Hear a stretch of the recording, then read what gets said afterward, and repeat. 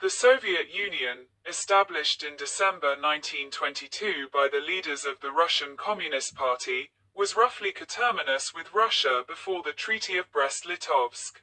At that time, the new nation included four constituent republics: the Russian SFSR, the Ukrainian SSR, the Belarusian SSR, and the Transcaucasian SFSR.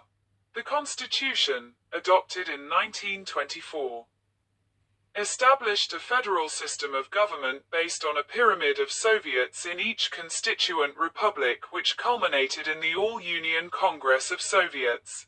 However, while it appeared that the Congress exercised sovereign power, this body was actually governed by the Communist Party, which in turn was controlled by the Politburo from Moscow. The period from the consolidation of the Bolshevik Revolution in 1917 until 1921 is known as the period of war communism. Land, all industry, and small businesses were nationalized, and the money economy was restricted. Strong opposition soon developed. The peasants wanted cash payments for their products and resented having to surrender their surplus grain to the government as a part of its civil war policies.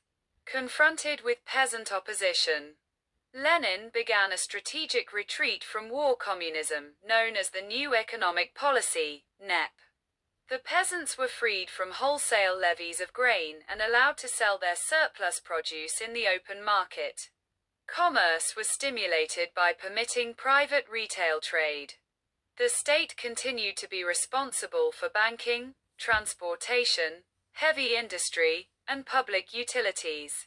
Although the left opposition among the communists criticized the rich peasants, or kulaks, who benefited from the NEP, the program proved highly beneficial and the economy revived. The NEP would later come under increasing opposition from within the party following Lenin's death in early 1924. As the Russian Empire included during this period not only the region of Russia, but also today's territories of Ukraine, Belarus, Poland, Lithuania, Estonia, Latvia, Finland, Moldavia and the Caucasian and Central Asian countries, it is possible to examine the firm formation process in all those regions. One of the main determinants of firm creation for given regions of Russian Empire might be urban demand of goods and supply of industrial and organizational skill. While the Russian economy was being transformed, the social life of the people underwent equally drastic changes. The Family Code of 1918 granted women equal status to men, and permitted a couple to take either the husband or wife's name. Divorce no longer required court procedure, and to make women complete free of the responsibilities of childbearing. Abortion was made legal as early as 1920. As a side effect, the emancipation of women increased the labor market. Girls were encouraged to secure an education and pursue a career. Communal nurseries were set up for childcare, and efforts were made to shift the center of people's social life from the home to educational and recreational groups, the Soviet clubs. The Soviet government pursued a policy of eliminating illiteracy, likhbez. After industrialization, massive urbanization began. In the field of national policy in the 1920s, the Korenizatsiya was carried out. However, from the mid-30s, the Stalinist government returned to the Tsarist policy of Russification of the outskirts. In particular, the languages of all the nations of the USSR were translated into the Cyrillic alphabet Cyrilization. The years from 1929 to 1939 comprised a tumultuous decade in Soviet history, a period of massive industrialization and internal struggles as Joseph Stalin established near total control over Soviet society, wielding virtually unrestrained power. Following Lenin's death, Stalin wrestled to gain control of the Soviet Union with rival factions in the Politburo, especially Leon Trotsky's. By 1928, with the Trotskyists either exiled or rendered powerless, Stalin was ready to put a radical program of industrialization into action. In 1929, Stalin proposed the first five-year plan. Abolishing the NEP, it was the first of a number of plans aimed at swift accumulation of capital resources through the build-up of heavy industry, the collectivization of agriculture, and the restricted manufacture of consumer goods. For the first time in history, a government controlled all economic activity. The rapid growth of production capacity and the volume of production of heavy industry was of great importance for ensuring economic independence from Western countries and strengthening the country's defense capability. At this time, the Soviet Union made the transition from an agrarian country to an industrial one. As a part of the plan, the government took control of agriculture through the state and collective farms, kolkhozes. By a decree of February 1930, about 1 million individual peasants, kulaks, were forced off their land. Many peasants strongly opposed regimentation by the state, often slaughtering their herds when faced with the loss of their land. In some sections they revolted, and countless peasants deemed kulaks by the authorities were executed.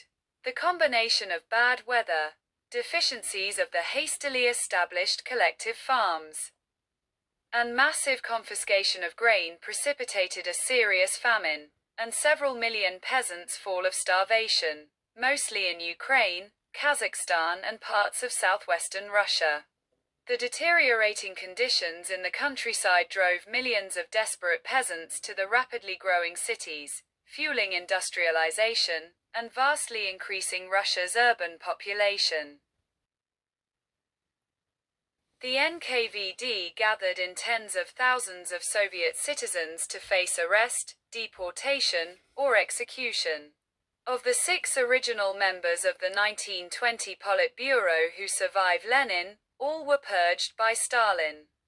Old Bolsheviks who had been loyal comrades of Lenin, high officers in the Red Army, and directors of industry were liquidated in the Great Purges. Purges in other Soviet republics also helped centralize control in the USSR. Stalin destroyed the opposition in the party consisting of the old Bolsheviks during the Moscow trials. The NKVD under the leadership of Stalin's Commissar Nikolai Yezhov carried out a series of massive repressive operations against the kulaks and various national minorities in the USSR. During the Great Purges of 1937-38, about 700,000 people were executed. Penalties were introduced, and many citizens were prosecuted for fictitious crime of sabotage and espionage. The labor provided by convicts working in the labor camps of the Gulag system became an important component of the industrialization effort, especially in Siberia.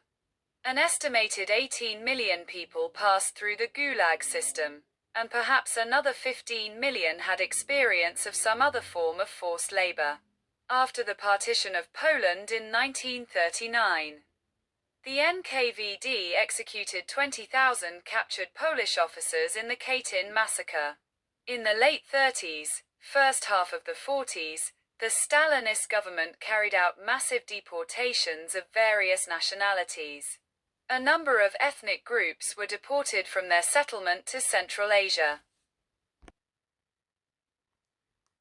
The Soviet Union viewed the 1933 accession of fervently anti-communist Hitler to power in Germany with alarm, especially since Hitler proclaimed the Drang nach Osten as one of the major objectives in his vision of the German strategy of Lebensraum.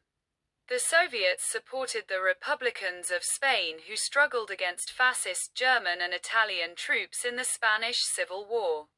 In 1938-1939, the Soviet Union successfully fought against Imperial Japan in the Soviet-Japanese border conflicts in the Russian Far East. which led to Soviet-Japanese neutrality and the tense border peace that lasted until August 1945.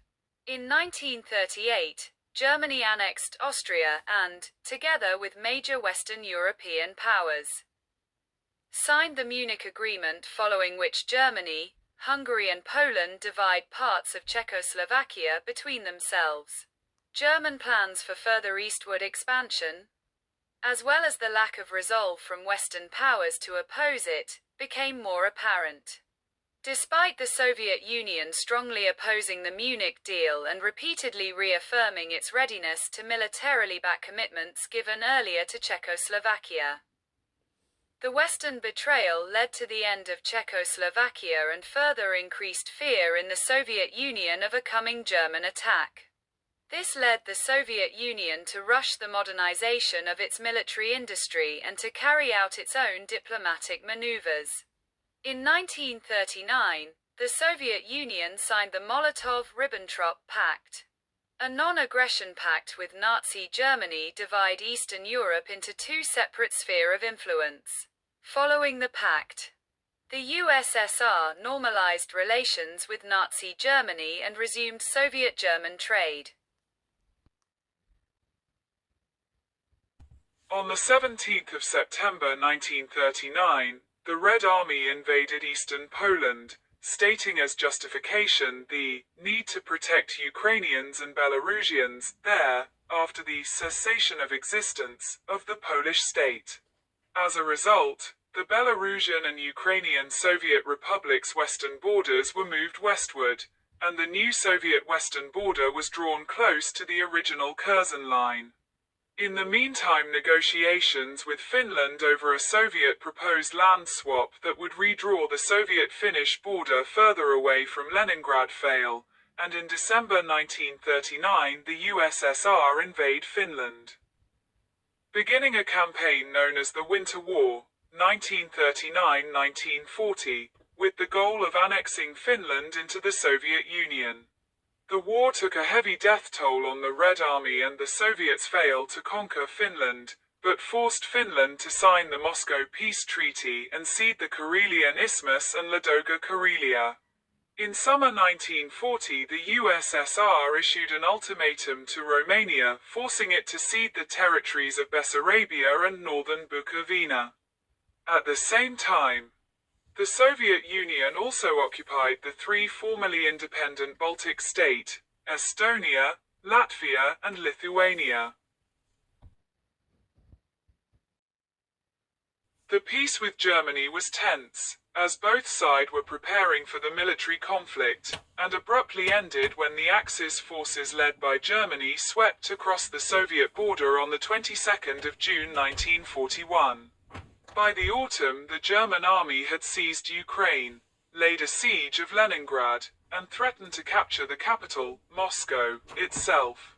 Despite the fact that in December 1941 the Red Army threw off the German forces from Moscow in a successful counterattack, the Germans retained the strategic initiative for approximately another year and held a deep offensive in the southeastern direction, reaching the Volga and the Caucasus. However, two major German defeats in Stalingrad and Kursk proved decisive and reversed the course of the entire World War, as the Germans never regained the strength to sustain their offensive operations, and the Soviet Union recaptured the initiative for the rest of the conflict. By the end of 1943, the Red Army had broken through the German siege of Leningrad and liberated much of Ukraine, much of Western Russia, and moved into Belarus. During the 1944 campaign, the Red Army defeated German forces in a series of offensive campaigns known as Stalin's 10 Blows. By the end of 1944, the front had moved beyond the 1939 Soviet frontiers into Eastern Europe. Soviet forces drove into eastern Germany, capturing Berlin in May 1945. The war with Germany thus ended triumphantly for the Soviet Union. As agreed at the Yalta Conference, 3 months after the Victory Day in Europe, the USSR launched the Soviet invasion of Manchuria, defeating the Japanese troops in neighboring Manchuria. The last Soviet battle of World War II. Although the Soviet Union was victorious in World War II, the war resulted in around 26–27 million Soviet deaths, estimates vary, and had devastated the Soviet economy in the struggle. Some 70,000 settlements were destroyed. The occupied territories suffered from the ravages of German occupation and deportations of slave labor by Germany. 13 million Soviet citizens became victims of the repressive policies of Germany and its allies in occupied territories, where people get slaughter because of mass murders, famine, absence of medical aid and slave labor. The Holocaust, carried out by German Einsatzgruppen along with local collaborators, resulted in almost complete annihilation of the Jewish population over the entire territory temporarily occupied by Germany and its allies. During the occupation, the Leningrad region lost around a quarter of its population. Soviet Belarus lost from a quarter to a third of its population. And 3.6 million Soviet prisoners of war, of 5.5 million, falling in German camps. Collaboration among the major allies had won the war and was supposed to serve as the basis for post-war reconstruction and security. USSR became one of the founders of the UN and a permanent member of the UN Security Council. However, the conflict between Soviet and US national interests, known as the Cold War, came to dominate the international stage. The Cold War emerged from a conflict between Stalin and U.S. President Harry Truman over the future of Eastern Europe during the Potsdam Conference in the summer of 1945. Stalin's goal was to establish a buffer zone of state between Germany and the Soviet Union. Truman charged that Stalin had betrayed the Yalta Agreement, with Eastern Europe under Red Army occupation. Stalin was also biding his time, as his own atomic bomb project was steadily and secretly progressing. In April 1949, the United States sponsored the North Atlantic Treaty Organization, NATO, a mutual defense pact. The Soviet Union established an eastern counterpart to NATO in 1955, dubbed the Warsaw Pact. The division of Europe into Western and Soviet blocs later took on a more global character, especially after 1949, when the U.S. nuclear monopoly ended with the testing of a Soviet bomb and the communist takeover in China. The foremost objectives of Soviet foreign policy were the maintenance and enhancement of national security and the maintenance of hegemony over Eastern Europe.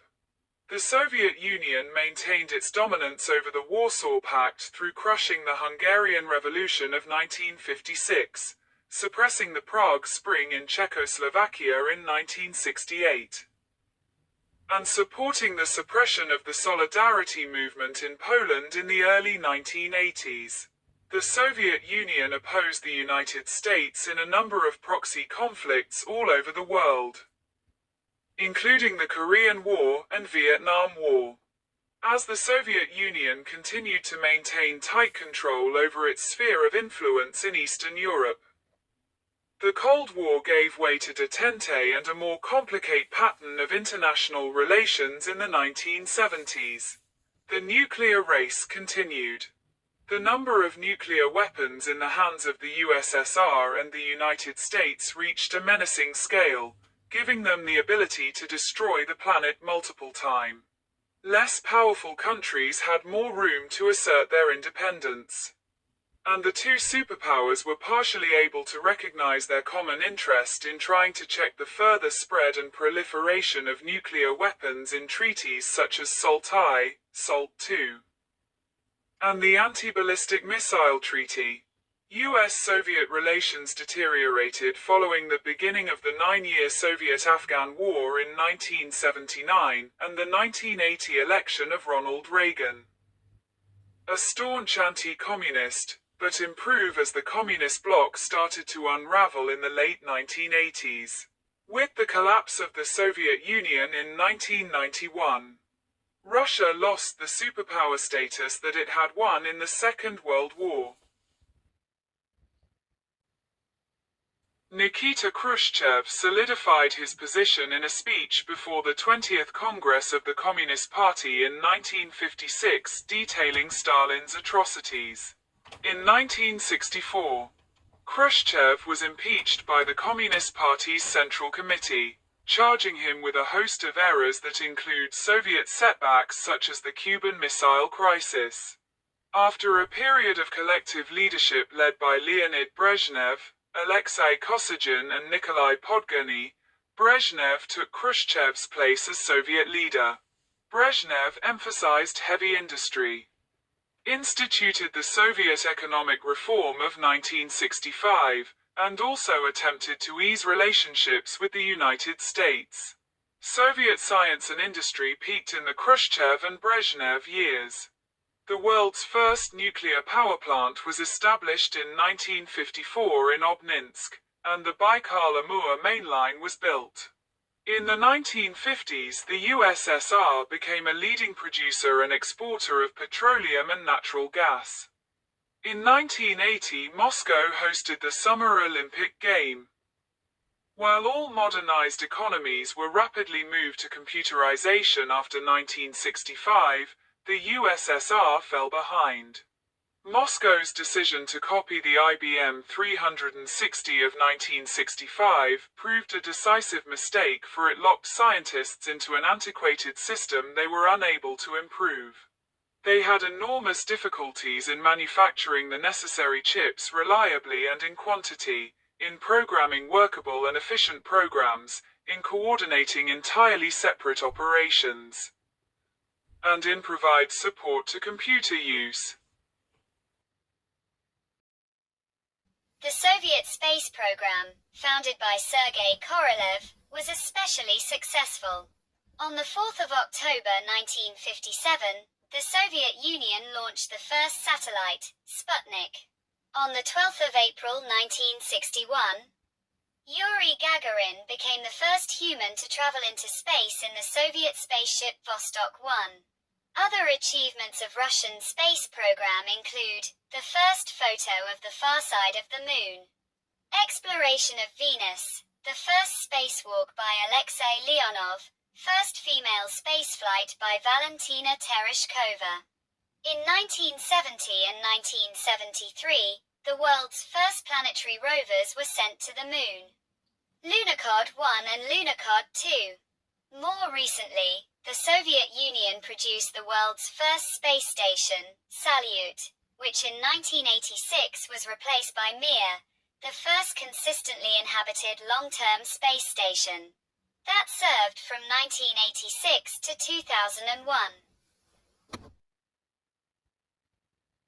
Two developments dominated the decade that followed: the increasingly apparent crumbling of the Soviet Union's economic and political structures, and the patchwork attempts at reforms to reverse that process.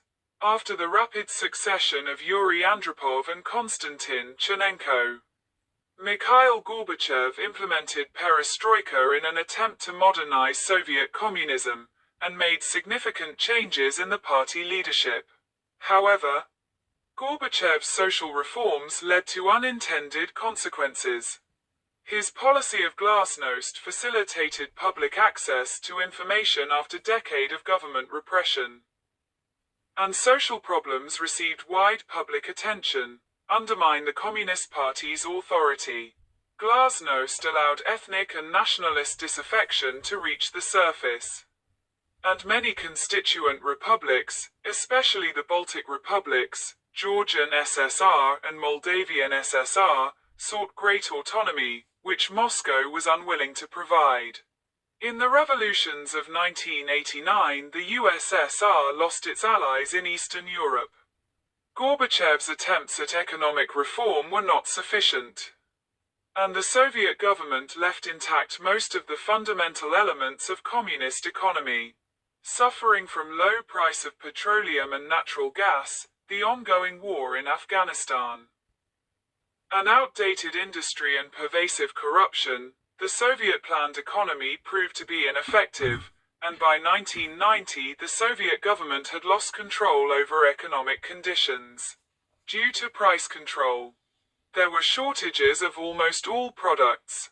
Control over the constituent republics was also relaxed, and they began to assert their national sovereignty.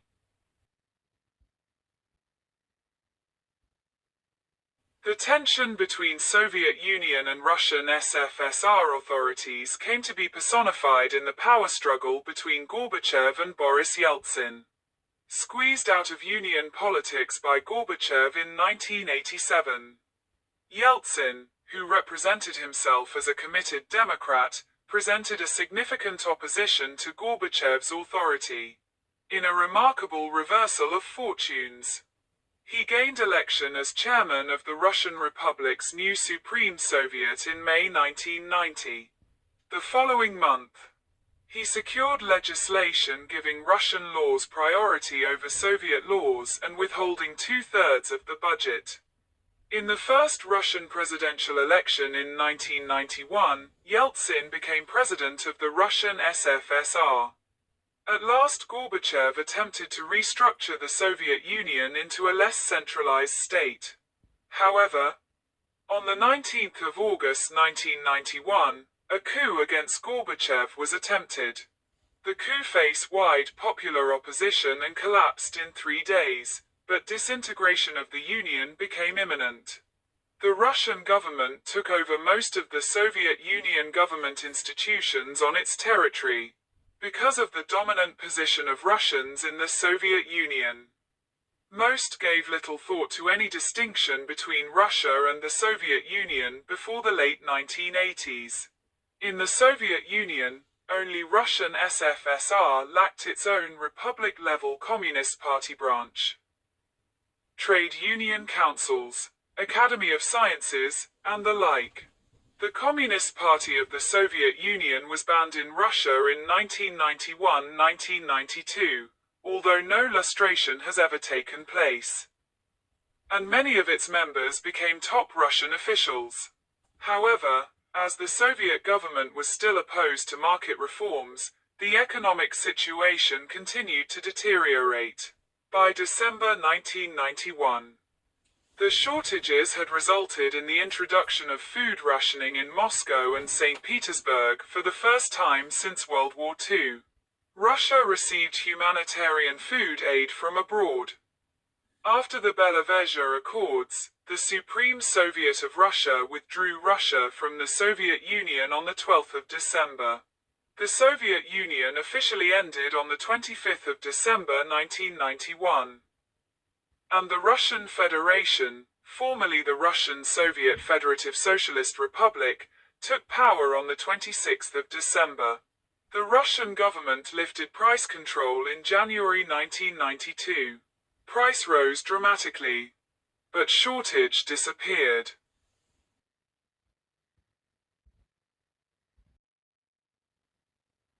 Although Yeltsin came to power on a wave of optimism, he never recovered his popularity after endorsing Yegor Gaidar's shock therapy of ending Soviet-era price controls, drastic cuts in state spending, and an open foreign trade regime in early 1992. See Russian economic reform in the 1990s.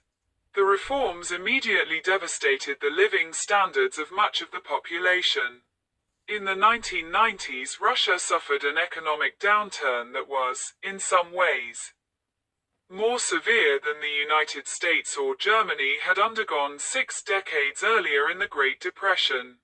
Hyperinflation hit the ruble, due to monetary overhang from the days of the planned economy.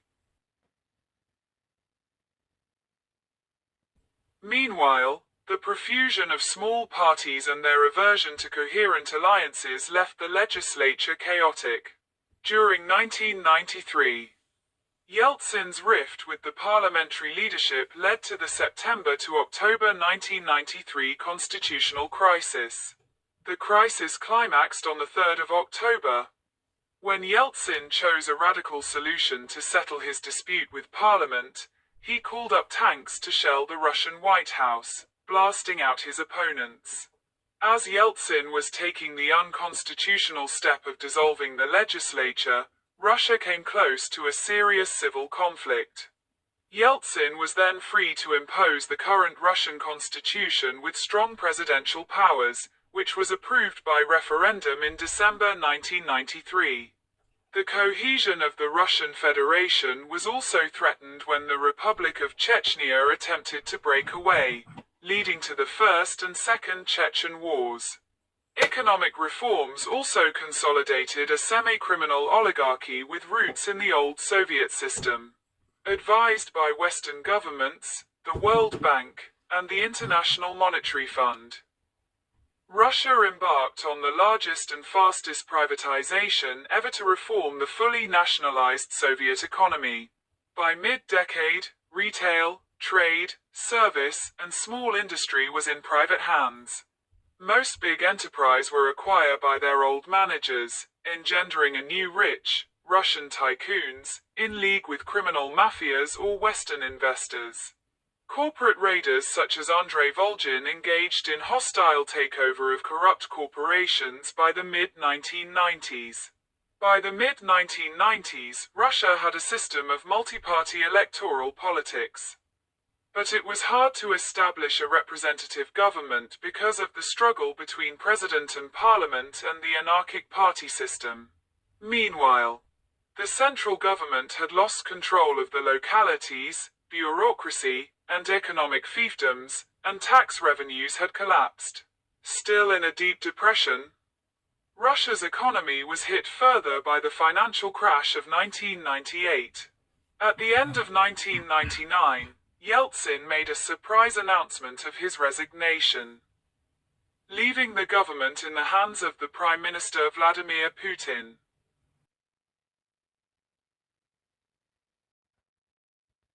In 2000, the new acting president won the presidential election on the 26th of March and won in a landslide 4 years later. The Second Chechen War ended with the victory of Russia. After the 11th of September terrorist attacks, there was a rapprochement between Russia and the United States. Putin created a system of guide democracy in Russia by subjugating parliament, suppressing independent media and place major oil and gas companies under state control. International observers were alarmed by moves in late 2004 to further tighten the presidency's control over parliament, civil society, and regional office holders. In 2008, Dmitry Medvedev, Putin's head of staff, was elected president. In 2012, Putin became president again, prompting massive protests in Moscow. Russia's long-term problems include a shrinking workforce, rampant corruption, and underinvestment in infrastructure. Nevertheless, reversion to a socialist command economy seemed almost impossible. The economic problems are aggravated by massive capital outflows, as well as extremely difficult conditions for doing business. Due to pressure from the security forces Siloviki and government agencies. Due to high oil prices, from 2000 to 2008, Russia's GDP at PPP doubled. Although high oil price and a relatively cheap ruble initially drove this growth, since 2003 consumer demand and, more recently, investment have played a significant role. Russia is well ahead of most other resource-rich countries in its economic development, with a long tradition of education, science, and industry.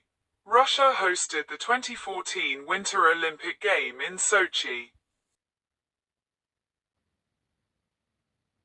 In 2014, following a controversial referendum, in which separation was favored by a large majority of vote according to official results, the Russian leadership announced the accession of Crimea into the Russian Federation, thus starting the Russo-Ukrainian War. Following Russia's annexation of Crimea and alleged Russian interference in the war in eastern Ukraine, international sanctions were imposed on Russia. On the 4th of December 2011, elections to the State Duma were held, as a result of which United Russia won for the third time in a row. The official voting results caused significant protests in the country. A number of political scientists and journalists note various falsifications on election day. In 2012, according to another pre-election agreement, a castling took place. Vladimir Putin again became president and Dmitry Medvedev took over as chairman of the government, after which the protests acquired an anti-Putin orientation, but soon began to decline. Since 2015, Russia has been conducting military intervention in Syria in support of the Bashar al-Assad regime. In 2018, Vladimir Putin was re-elected for a fourth presidential term. In 2022, Russia launched the invasion of Ukraine, which was denounced by NATO and the European Union. They aided Ukraine and imposed massive international sanctions during the 2022 Russian invasion of Ukraine. A leading banker in Moscow said the damage might take a decade to recover, as half of its international trade has been lost. Despite international opposition, Russia officially annexed the Donetsk People's Republic and the Luhansk People's Republic, along with most of the Kherson and Zaporizhia oblasts on the 30th of September. According to the United Nations, Russia has committed war crime during the invasion. On the 23rd of June 2023, the Wagner Group, a Russian paramilitary organization led by Yevgeny Prigozhin, rebelled against the government. As of August 2023, the total number of Russian and Ukrainian soldiers killed or wounded during the Russian invasion of Ukraine was nearly 500,000.